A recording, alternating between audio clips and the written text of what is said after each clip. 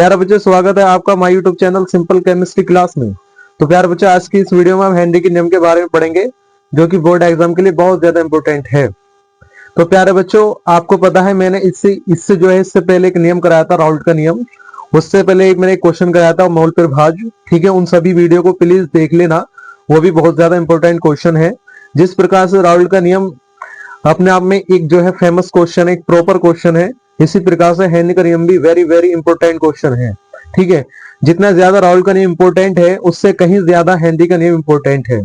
यदि आपने राउल्ट के नियम को तैयार कर लिया है, तो उसके साथ साथ अगर आप हेनरी का नियम भी तैयार कर लेते हैं, तो प्यारे बच्चे आपके नंबर अच्छे आ सकते हैं। ठीक है, यदि आप जो है देखिए, यदि आप हेनरी के नियम को याद करके जाएंगे तो जरूर आप इसको करके आ सकते हैं। ठीक है, यदि आपने इस वीडियो को नहीं देखा और आपका ये क्वेश्चन रह जाता है, तो समझिए आप इसको छोड़कर आ जाएंगे, जो कि 5 नंबर का आने वाला क्वेश्चन है। और प्यारे बच्चे, आपको पता होना चाहिए 5 नंबर कम होने का मतलब ये होता है कि आपकी 1% कम हो जाती है। ठीक है, यदि 1% कम होगी तो प्यारे बच्चे 1% आपकी जिंदगी बदल सकती है। ठीक है, ये 1% के लिए है। बहुत से बच्चे क्या क्या करते हैं, ठीक है, कितनी सारी जॉबों से निकल जाते हैं। ठीक है, उनका नंबर रैंक में भी नहीं आता। ठीक है, तो इस प्रकार से यदि आप तैयारी करके जाएंगे तो एक आप अच्छे परसेंटेज आप जो है ला सकते हैं, एक अच्छे मार्क्स ऑब्टेन कर सकते हैं। तो प्यारे बच्चों, मैं आपके लिए इसी प्रकार की वीडियो लाता हूं। प्लीज मेरे चैनल को सब्सक्राइब कर लीजिए और बेल आइकन को प्रेस कर लीजिए। ठीक है, तो चलिए हम इस नियम को स्टार्ट कर लेते हैं। ठीक है, हेनरीज का नियम। देखिए, इसे कहते हैं हम हेनरी का नियम, और इंग्लिश में बोलते हैं हेनरीज लॉ।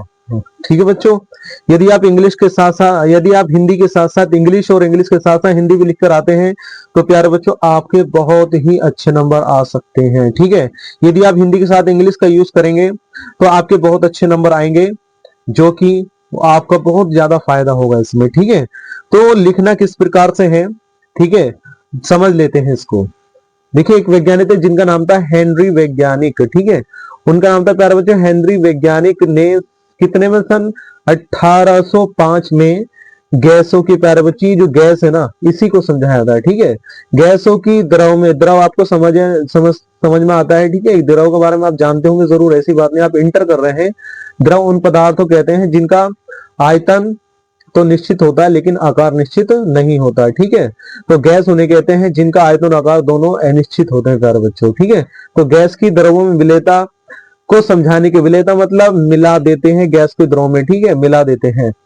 तो विलेयता को समझाने के लिए एक नियम दिया, जिसे हेनरी का नियम कहते हैं। ठीक है प्यारे बच्चों, तो फिर एक बार समझ लेंगे हेनरी का नियम। देखिए, हेनरी वैज्ञानिक ने सन 1805 में हेनरी वैज्ञानिक ने सन 1805 में गैसों की द्रवों में विलेयता को समझाने के लिए एक नियम दिया, जिसे हेनरी का नियम कहते हैं प्यारे बच्चों। ठीक है, तो इस बात को अगर आप समझ गए होंगे तो आगे चलते हैं। ठीक है, तो एक बार हम इसको फिर रिपीट कर लेते हैं बच्चों। प्यारे बच्चों, हेनरी वैज्ञानिक ने सन 1805 में गैसों की द्रवों में विलेयता यानी कि मिलाने को समझाने के लिए एक नियम दिया, जिसे हेनरी का नियम कहते हैं प्यारे बच्चों। इस नियम के अनुसार हेनरी ने क्या बताया, तो प्यारे बच्चों मैं आपको बताऊं, हेनरी ने इस नियम के अनुसार 2 स्टेटमेंट दिए। एक स्टेटमेंट तो ये है प्यारे बच्चों, एक स्टेटमेंट दो आगे हैं। तो ये दोनों स्टेटमेंट यदि आप याद करके जाते हैं तो समझिए आपके नंबर बहुत अच्छे आ सकते हैं इसमें।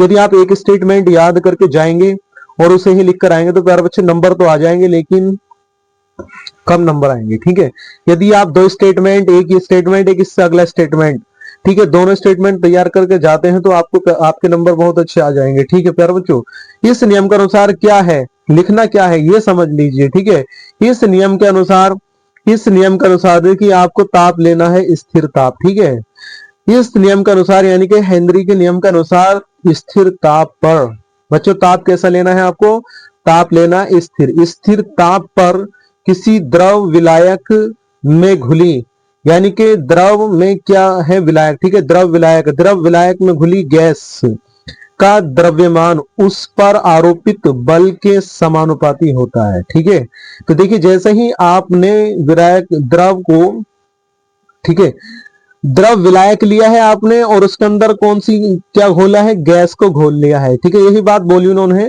कि द्रव विलायक में घुली गैस, द्रव विलायक में घुली गैस, द्रव विलायक में घुली गैस का द्रव्यमान, प्यारे बच्चों द्रव्यमान मतलब एम, द्रव्यमान को किससे प्रदर्शित किया जाता है प्यारे बच्चों, एम से प्रदर्शित किया जाता है। ठीक है, तो घुली गैस का द्रव्यमान उस पर आरोपित बल के समानुपाती होता है। ठीक है, जितना आपने गैस घोली उसके अंदर और जो गैस आपने घोली उसका जो द्रव्यमान है, ठीक है, उस गैस का द्रव्यमान उस पर जो दाब लगेगा यानी कि पी जो लगेगा उसके ऊपर, वो जो द्रव्यमान होगा उस दाब के समानुपाती हो जाएगा प्यारे बच्चों। ठीक है, तो इस प्रकार से पहला स्टेटमेंट आप लिखेंगे, दोबारा से समझ लेते हैं कि स्थिर ताप पर किसी द्रव विलायक में घुली गैस का द्रव्यमान उस पर आरोपित दाब के समानुपाती होता है। समानुपाती का मतलब प्यारे बच्चों अनुक्रमानुपाती होता है, तो हम इसे इस प्रकार से लिखते हैं। ठीक है, तो समानुपाती होता है। ठीक है, इस प्रकार से पहला स्टेटमेंट हो जाता है। ठीक है, आगे क्या करना है आपको पता है कि जब किसी भी प्रपोर्शनल चिन्ह को हटाया जाता है तो एक कांस्टेंट आ जाता है। ठीक है, तो चलिए समझ लेते हैं इसको। इस नियम के अनुसार क्या बोला उन्होंने, चाहिए कि स्थिर ताप पर, ताप कैसा रहना है प्यारे बच्चों, ताप रखना है आपको, स्थिर ताप रखना है। स्थिर ताप पर किसी द्रव विलायक में घुली गैस का द्रव्यमान उस पर आरोपित बल के यानी कि जो दाब है उसके ऊपर जो बल लग रहा है यानी कि पी उसके समानुपाती हो जाएगा। यानी कि गैस जो घुली है उसका जो द्रव्यमान है उसके ऊपर जो दाब लग रहा है यानी कि उसका द्रव्यमान है और उसके ऊपर जो दाब लग रहा है, तो जो द्रव्यमान होगा उस पर लगने वाले दाब के समानुपाती हो जाता है प्यारे बच्चों। ठीक है, पहला स्टेटमेंट बता रहा हूं मैं आपसे।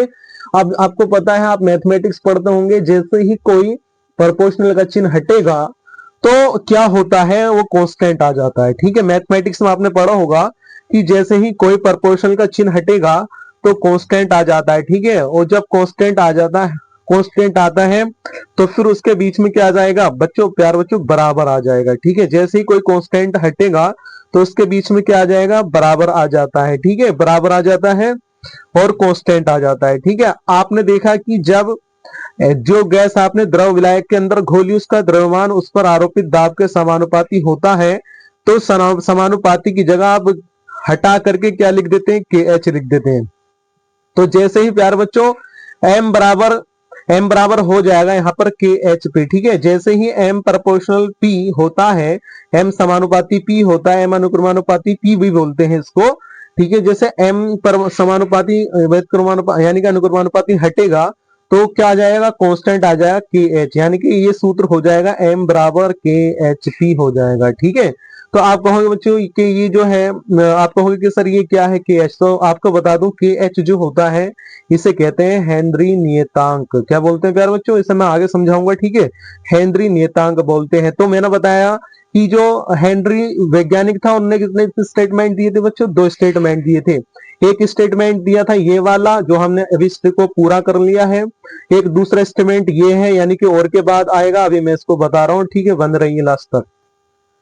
तो 2 स्टेटमेंट दिए हैं यहाँ पर, एक तो स्टेटमेंट मैंने अभी आपको बताया है, दूसरा स्टेटमेंट किस प्रकार से होगा ध्यान से सुनते रहना। ठीक है, तो लिखना क्या है दूसरे स्टेटमेंट में, देखिए हेनरी ने क्या बताया दूसरे स्टेटमेंट के अंदर कि किसी गैस द्रव के विलयन में, यानी कि विलयन किसना कर लेना है आपको, एक गैस लेनी है दूसरी द्रव लेनी है, यानी कि दोनों को मिलाकर क्या बना लेना है, विलयन बना लेना है। किसी गैस द्रव के विलयन में, विलयन की सतह पर यानी कि विलयन जो बना उसकी सतह पर गैस द्वारा यानी कि गैस के द्वारा उत्पन्न किया गया दाब, बच्चों गैस के द्वारा आपको पता है गैस क्या डालती है, दाब डालती है। जिस प्रकार से हमारे वायुमंडल में के चारों तरफ गैसें हैं और वो गैसें हमारी पृथ्वी पर दाब डालती हैं, इसी प्रकार से वो क्या होगा कि जो आपने गैस उस विलायक के अंदर घोली है तो वो गैस भी क्या करेगी, वो गैस भी उस विलायक उस विलयन के ऊपर, विलयन की सतह पर दाब डालेगी। ठीक है प्यारे बच्चों, तो इसी प्रकार से क्या आप समझिए दोबारा से, किसी गैस द्रव के विलयन में, विलयन की सतह पर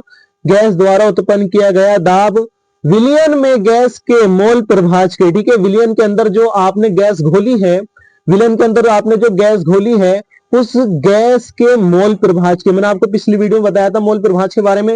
यदि आप मोल प्रभाज के बारे में नहीं जानते तो प्लीज मेरी पिछली वीडियो को जरूर देख लीजिए, वहां मैंने मोल प्रभाज के बारे में विस्तार से बताया है, बहुत अच्छे से बताया है।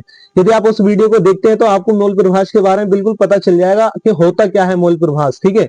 यदि आपने उसको नहीं देखा तो समझिए आप जो है एक वीडियो से वंचित हो जाएंगे, जो कि बहुत ज्यादा मोस्ट इंपोर्टेंट है। तो आपने क्या देखा कि इसमें गैस के मोल प्रभाज के क्या हो जाएगा, समानुपाती होता है। एक बार फिर से समझ लेते हैं कि किसी गैस द्रव के विलयन में, विलयन की सतह पर गैस द्वारा, विलयन की सतह पर गैस द्वारा उत्पन्न किया गया दाब विलयन में गैस के मोल प्रभाज के समानुपाती होता है प्यारे बच्चों, ठीक है। देखिए कैसे, सुनिए, आपने द्रव के अंदर क्या घोली है, गैस घोली है। हेनरी वैज्ञानिक ने क्या घोला, द्रव के अंदर गैस घोली थी, ठीक है। जैसे ही हेनरी वैज्ञानिक ने द्रव के अंदर गैस घोली तो उसने दो स्टेटमेंट के लिए रिजल्ट निकाले, ठीक है, जो कि मैंने आपको एक बता दिया है और दूसरा मैं आपको बता रहा हूं, ठीक है। तो देखिए दो स्टेटमेंट भी है। पहला स्टेटमेंट क्या था कि स्थिर ताप पर किसी द्रव विलायक में घुली गैस का द्रव्यमान उस पर आरोपित दाब के, उस पर आरोपित बल के समानुपाती होता है, ठीक है। लेकिन दूसरा स्टेटमेंट ये था जो मैंने अभी आपको पढ़ के दिखाया है। चलिए मैं दोबारा फिर समझा देता हूं, ठीक है। किसी गैस द्रव के विलयन, यानी कि गैस और द्रव को आपने मिला लिया है और आपने क्या बना दिया, विलयन। उस विलयन में, विलयन की सतह पर, प्यारे बच्चों, विलयन की सतह पर गैस द्वारा उत्पन्न किया गया दाब विलयन में गैस के मोल प्रभाज के समानुपाती होता है प्यारे बच्चों, ठीक है। तो जो गैस घोली है प्यारे बच्चों, एक बात रखना, गैस जो है यहाँ विलायक का कार्य करेगी, ठीक है। और जिससे पहले मैंने आपको एक वीडियो में बताया था कि विलयन के अंदर, विलयन जो बनता है, विलयन जो बनता है प्यारे बच्चों, विलयन दो घटकों से मिलकर बनता है, एक विलय से और दूसरा विलायक से मिलकर बनता है। विलय कम मात्रा में होता है और विलायक अधिक मात्रा में होता है, वहां जाके देख लेना। और एक बात बोली थी वहां पर प्यारे बच्चों के विलयन में दो घटक होते हैं, एक घटक विलय और दूसरा विलायक। और बात ये भी बताई थी कि जो विलय कम मात्रा में होगा और जो विलायक होता है वो अधिक मात्रा में होता है, ठीक है। तो जो विलय होगा उसे हम बी से और जो विलायक है उसको ए से प्रदर्शित किया जाता है। तो यहाँ जो गैस है प्यारे बच्चों, गैस है ये विलायक का कार्य करेगी, ठीक है। किसका कार्य करेगी बच्चों, ये विलायक का कार्य करेगी। और जो ये विलायक है, गैस द्वारा उत्पन्न किया जाएगा दाब किस पर, विलयन की सतह पर, और वो जो दाब होगा पीए होगा, ये समझ लीजिए, ठीक है। अगर ये समझ में आ गया तो समझ लो, दूसरा स्टेटमेंट आप समझ जाएंगे। यानी कि ये जो गैस है, गैस किसका कार्य करेगी, विलायक का। गैस द्वारा उत्पन्न किया गया दाब, जो गैस है वो विलायक है, तो पी की रेस्पेक्ट में क्या लगा दोगे आप, ए लगा दोगे।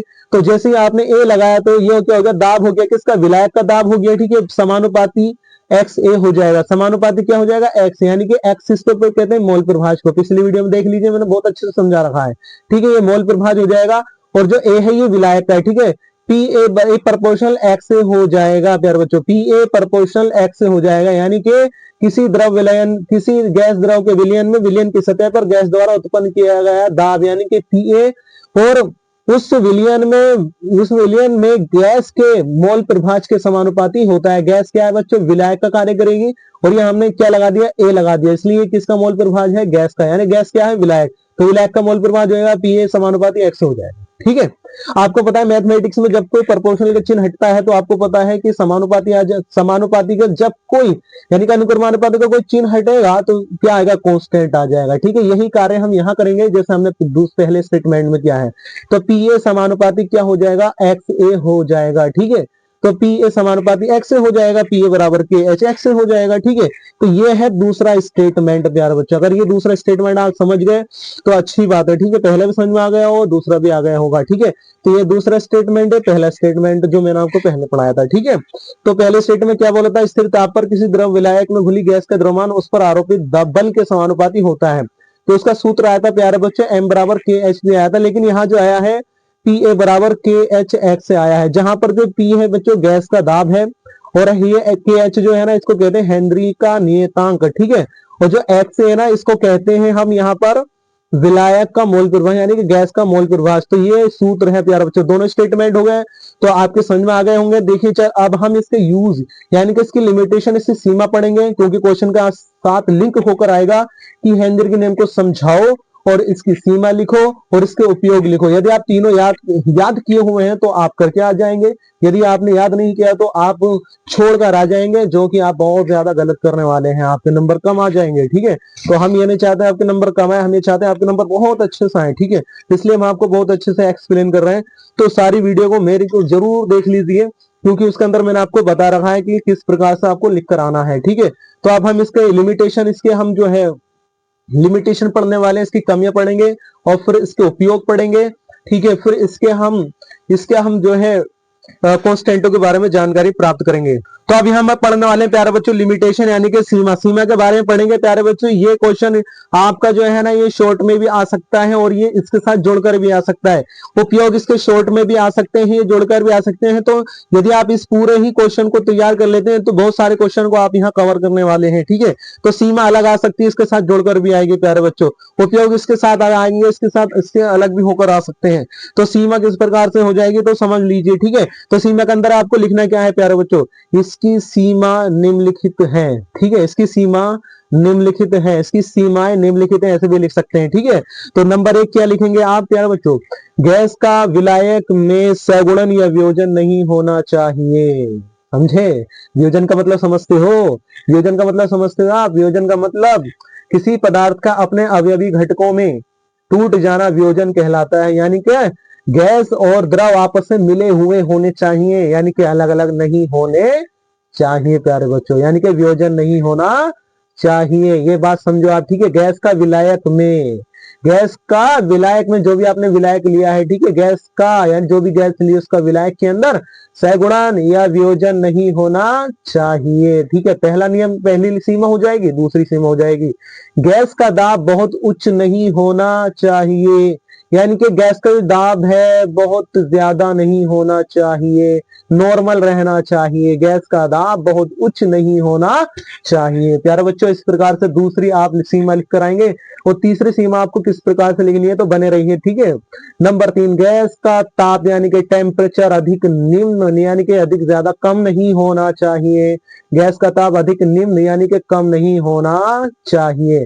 तो ये बच्चों मैंने यहाँ 3 जो है सीमाएं लिखी है जो कि बहुत ज्यादा इंपॉर्टेंट है, इन्हें जरूर याद कर लीजिए आप। ठीक है, और इनके साथ आपको जोड़कर लिखकर आनी है, छोड़कर नहीं आना है, क्योंकि ये अलग भी आती है, शॉर्ट में भी आ जाती है और ये लॉन्ग में भी आ जाती है, लॉन्ग के साथ लगकर भी आ जाती है। ठीक है, तो इस प्रकार से सीमा हो चुकी है। अब हम पढ़ेंगे इसके उपयोग।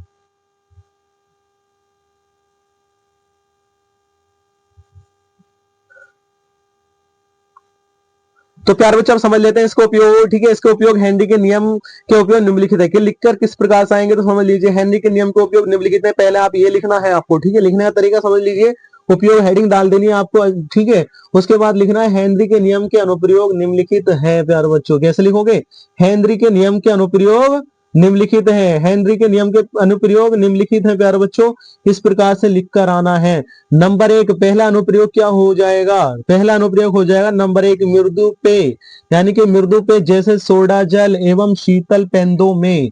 सोडा जल, मृदु पेय जैसे कि सोडा जल होता है प्यारे बच्चों, एक होता है सोडा जल, एक होता है शीतल पेंदों में कार्बन डाइऑक्साइड की विलेयता को बढ़ाने के लिए बोतलों को अधिक दाब पर सील किया जाता है। समझ गए नहीं आप, पहला किस प्रकार से लिखेंगे उपयोग, इसका उपयोग कहां कहां होता है, मृदु पेय बच्चों, मृदु पेय जैसे सोडा जल एवं शीतल पेंदों में कार्बन डाइऑक्साइड की विलेयता को बढ़ाने के लिए बोतलों को अधिक दाब पर यानी कि उच्च प्रेशर पर यानी कि मैक्सिमम प्रेशर पर क्या किया जाता है, सील किया जाता है। सील का मतलब बच्चों बंद कर दिया जाता है। ठीक है, तो मृदु पेय जैसे सोडा जल हो गया, शीतल पेंदों यानी कि कार्बन डाइऑक्साइड की विलेयता को बढ़ाने के लिए बोतलों को अधिक दाब पर सील किया जाता है।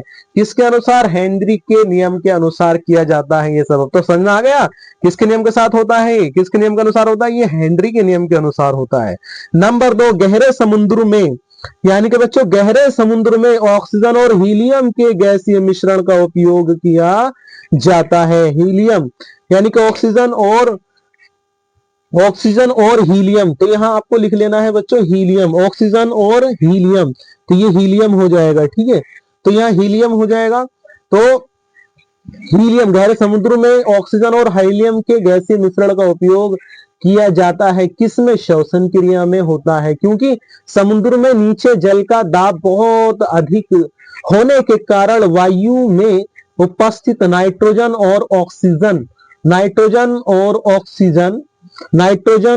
ऑक्सीजन गैस रक्त में अधिक मात्रा में घुल जाती हैं, जिससे वापस आने पर दर्द के प्रभाव को कम किया जा सकता है।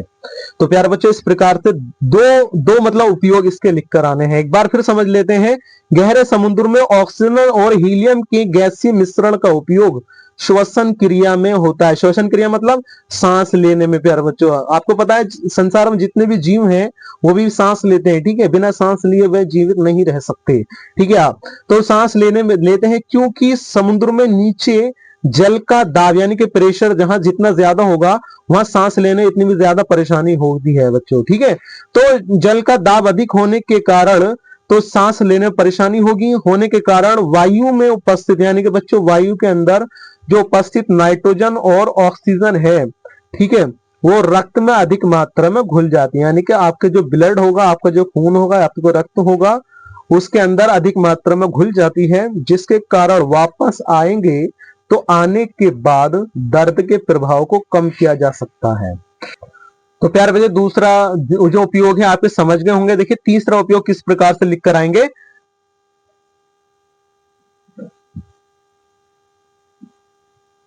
तीसरा उपयोग लिखना है आपको नंबर 3, फेफड़ों में रक्त में ऑक्सीजन और कार्बन डाइऑक्साइड का आदान प्रदान हेनरी के नियम के अनुसार होता है।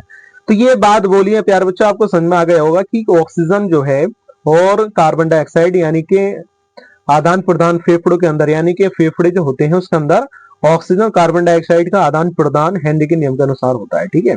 आपने देखा हो जब आप सांस लेते हैं तो ऑक्सीजन अंदर जाती है और जब सांस छोड़ देते हैं कार्बन डाइऑक्साइड बाहर आ जाती है, यानी कि अंदर जाना और बाहर आना, यानी कि इसको कहते हैं आदान प्रदान, ठीक है। तो फेफड़ों रक्त में ऑक्सीजन और का आदान प्रदान हो रहा है, यानी कि हमारी बॉडी ऑक्सीजन को अंदर लेती है और कार्बन डाइऑक्साइड बाहर लेती है। और ये किसके नियम के अनुसार होता है प्यारे बच्चों? ये होता है हेनरी के नियम के अनुसार, ठीक है। ये तीसरा उपयोग हो गया। अब हम समझ लेते हैं जो आपने सूत्र लेकर आए थे, दोनों स्टेटमेंट लेकर आए थे कि वो क्या थे, ठीक है। उनके अंदर जो आपने जो डिजिट यूज किए, जो आपने सिंबल यूज किए, उनका क्या मीन्स है। तो देखिए यहाँ पर वेयर जहां लिखना है आपको, पी क्या है बच्चों? आंशिक दाब है, आंशिक दाब, पार्शियल प्रेशर बोलते हैं इसको इंग्लिश में, ठीक है। के एच क्या है? हेनरी का नियतांक, के एच को कहते हैं हेनरी का नियतांक। और एक्स क्या हो जाएगा? गैस का मोल प्रभाज हो जाएगा प्यार बच्चों, गैस का क्या हो जाएगा? मोल प्रभाज, ठीक है। इस प्रकार से यदि आप लिख कर आते हैं तो मैं आपसे प्रॉमिस करता हूं आपके नंबर नहीं कटने वाले, मैं आपसे प्रॉमिस करता हूं आपके नंबर नहीं कटने वाले हैं। और आपको जितने नंबर का क्वेश्चन आएगा आपको उतने ही नंबर एग्जामिनर देगा यदि आप इस प्रकार से लिखकर आते हैं। और लिखने का तरीका क्या होना चाहिए? जो मैं बता रहा हूँ सेम टू सेम ऐसा लिखोगे तो आपके नंबर तभी आएंगे। यदि आपने तरीका बदला तो राइटिंग अच्छी नहीं हुई तो